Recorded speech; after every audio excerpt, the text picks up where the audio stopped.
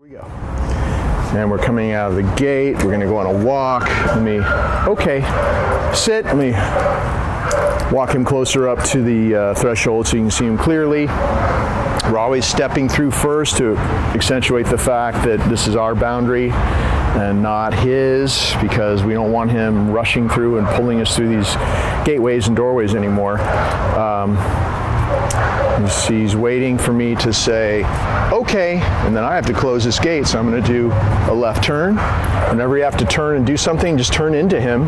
It's a great move, it's really easy, and it's a very dominant move that makes the dog feel like you have to go that way. Makes the dog feel like, sit, you're the boss, but it's gentle. It's a gentle but firm, dominant move, and it's painless. And actually, you do enough of those left-hand turns and the dog's perception of you starts to change in a good way, and they start thinking, oh, that's the boss, just because of how you're using your body.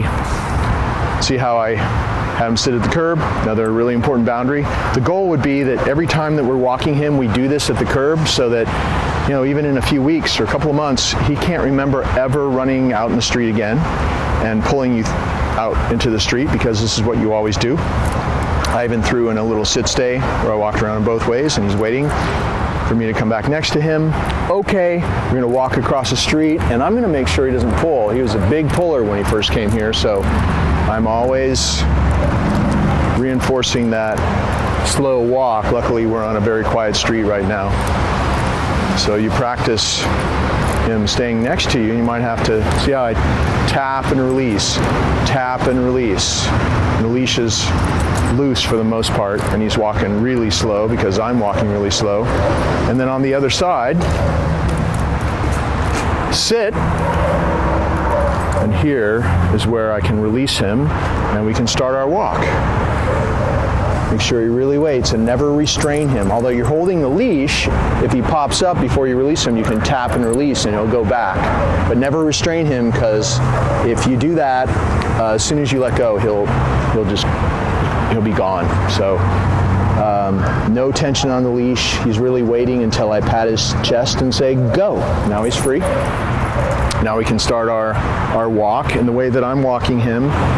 And I think the way that you should also is just, it should be a leisurely little activity you do with him. It's not about exercise and walking fast or any of that. It's just about making sure that he's calm, making sure that you're keeping the leash loose at all times, because a tight leash is your enemy. It's a big enemy, because tension on the leash like this, if you're letting him pull you, if you're letting him lead you around like this, like I've seen a lot of.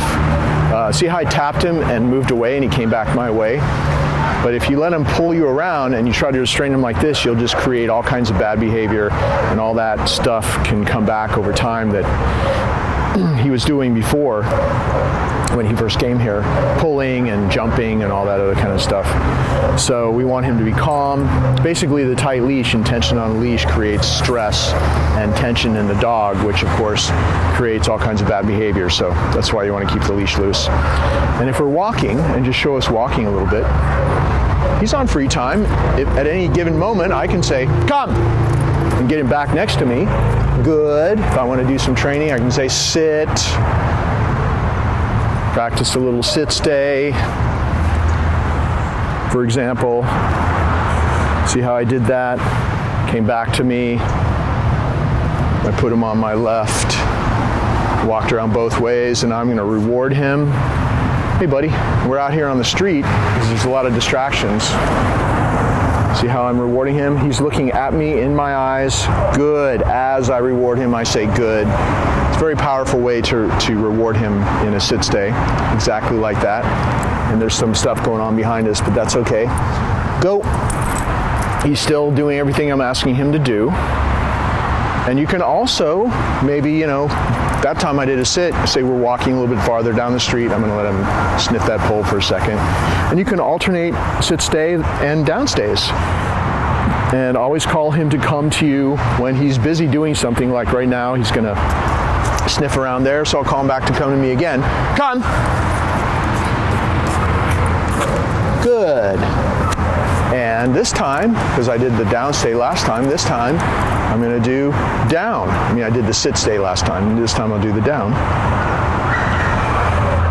We'll practice a little down stay, just a basic down stay where I walk around him both ways. And I just randomly pick different spots. I'm always doing this in a different place on our streets over here so that he's not used to only doing it in one place. He just knows that at any given moment I could call him to come and we're going to do some training. And he's waiting until I come back next to him to release him. You see how when I first, I don't know if you saw, because he may have been blocking my foot, but when I said down, I applied just a little bit of tension at the same moment that I said it. And I think you're going to have to do that because it took a long while before he would just drop into a down with me. And if there are distractions on the street, like there's behind us, there's a dog place behind us and people are picking up their dogs, and that's why he keeps looking back.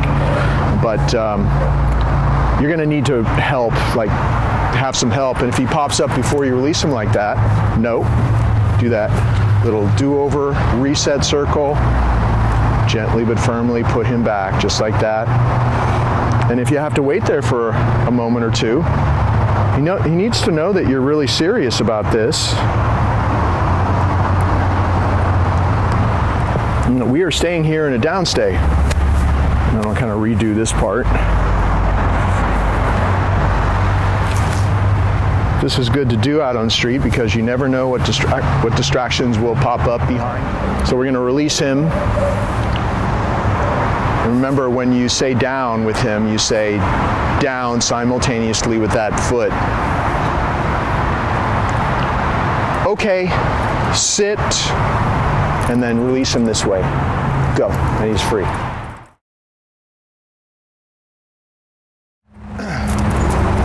Walk Axel up to the person we're greeting, sit, never have a person approach, always approach them, because a dog will be way more comfortable if somebody doesn't come approaching you that he doesn't know and reaching out to pet him or whatever. So you approach the person you're going to greet, you tell them just to wait there, you're going to send the dog to them, he's going to get a treat, and you can pet him if you want. They don't know each other, so he's a very nice dog, so you can pet him. So I'm going to pat his chest and see how the leash is loose. I'm not restraining him. He's actually waiting to be sent over. Go say hi. He gets the treat, he gets petted, and I'm going to say, come. I would not recommend kissing the dog. That was something that was out of my control there. But sit. Luckily, this dog is pretty safe to do that. We're just going to do it 3 times. See how I'm having him sit. I'm stepping away. He waits till I come back. He waits to be sent over. We don't have any jumping or any of that. Go say hi. He's done this every day with somebody different. We've done this a lot. So he's very used to this. Staying on all fours, not jumping on new people. And then you get to practice your come command. Come! And he really didn't want to come back to me that time. But you see how I just insisted? Sit. The way I insisted was I backed away and I tapped and released. I didn't drag him to me, but I tapped and released, and backed away, and he came my way. One more time. And with this dog, he's very headstrong, as you know, and he needs to know that you are going to be committed to whatever you ask him to do. So you're only training with a leash unless it's an emergency and you have to call him to come from something. But because you always practice with a leash and you're always reinforcing that first time that you set a command, you have a really good chance, even after 3 weeks, that he comes running even off the leash. But always practice with a leash because things like that happen and you need to make sure that he actually follows through and comes to you the first time you call him. Last time, go say hi. Last time. He really likes this new person. I'm gonna call him to come to me. Come! I tapped him once. Good. Hey, right here, bud. Hey. Good. He's not interested in the little treats that I have. But you see how I backed away and he was drawn to me? If he pulls somewhere, I'll let him eat some more out of her hand, but if he pulls somewhere, you can tap and release, and it stops the pulling. He might even come back your way, but definitely if you say, come, he's gonna come back your way. Good boy, look at that. Look what I got for you right there. Good boy. So make sure that you pay attention to all the details in this video. Sit. Notice that when I'm having him sit, I'm not holding on like this. It's a common problem for people to be restraining the dog, so that's just going to cause overstimulation in him and he'll become out of control again. So always keep the leash loose. See how it's loose? Don't choke up. You don't have to. If he goes out of his sit stay before you release him, you just tap him and say no, and he'll go back to his sit. Or you can go like this if he pops up and his butt will hit the ground again. But everything's gentle but firm, and you're never struggling with him, because that will just make things worse if you struggle with him. And you also have that, let's say he popped up, you have that reset move. Okay, let's say he popped up without me releasing him. You do the reset, let's say you made a mistake. Reset him, gently but firmly put him back. See that all I did was just apply a little bit of pressure and he went back. So make sure that you handle him in that way for those situations. Sit. We always walk him up to his crate. We have him sit. This is a really important part of it. It's the structure of how we put him in and also how we take him out of his crate. And then we open the door. See how I'm not restraining him? It's always loose. If he pops up before you allow him to go, just tap and release.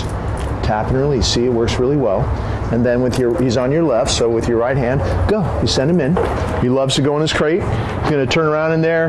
Going to get a little tidbit, a little treat here that I have for him. I'm going to take off his collar. This is the way formally we do it at night, especially. Take off that prong collar that you actually sent this with him. So this is what you wanted me to use. We, of course, if we use a prong collar, we use a smaller kind, but this is yours that you had on him. And he can be in there as long as he's been outside and he's gone to the bathroom. He can be in here for a couple hours at a time if you want. Definitely here, he's always getting fed in here. So at least twice a day, he goes in his crate for 20 minutes or so, and then we give him his bowl of food, close the door always, because you're always controlling his access in and out of the crate. That's the whole power of the crate. And you can see he likes being in there.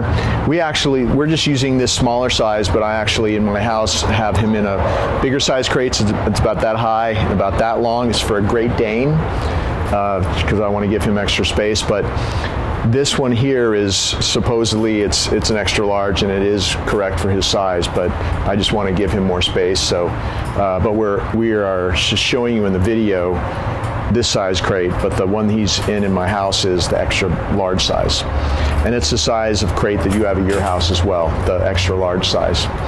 So throughout the day, he's in and out of the crate, just exactly how we show you here. He sits and waits, we open the door, we send him in, and then when it's time to take him out, and if we're gonna put the leash and collar back on, we're going to open the door.